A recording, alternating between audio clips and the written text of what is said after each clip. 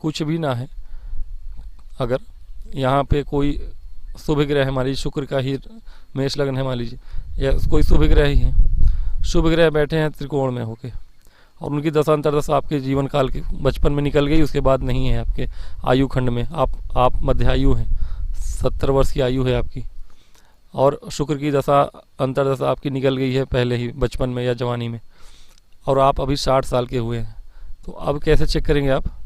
छठे भाव को भी चेक कर लिया आपने, लग्न को भी चेक कर लिया, ये भी आपके दशा अंतर्दशा से बाहर है और कोई ग्रह भी नहीं बैठा है, कोई भी परिस्थिति नहीं बन रही है, आप पूरी तरह से सेफ हैं, ऐसा समझ रहे हैं। तो ऐसा समझना उचित नहीं है। उसके बाद क्या चेक कर रहे हैं आपको मैं बता रहा हूँ। उसके बाद आपको चेक करना है कि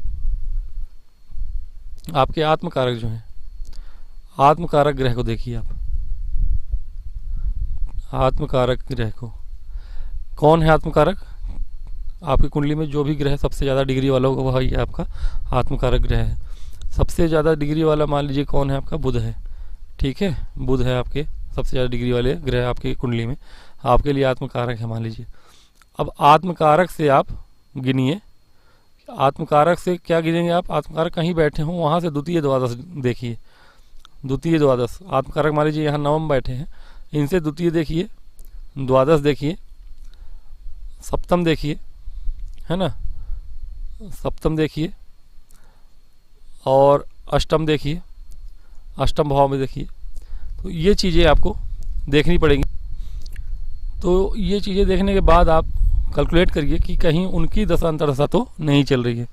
मतलब कि मान लीजिए कि अब बुध यहाँ बैठे हैं तो उनसे द्वितीय में कोई ग्रह बैठा है, उसकी दशा अंतर्दशा तो नहीं चल रही, या उससे नीचे द्वादश वाले का देख लीजिए, जो आपका कारक तो आत्मकारक है, आत्मकारक ग्रह जो भी है वह जहाँ भी बैठा है उससे दूसरे भाव, द्वितीय भाव देखिए, उससे द्वादश भाव देखिए, उससे सप्तम भाव देखिए, ठीक है।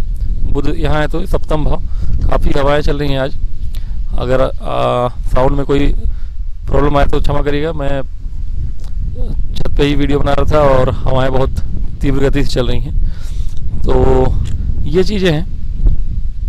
सप्तम भाव देखिए, षष्ठ भाव भी देखिए, और अष्टम भाव भी देखिए, ठीक है।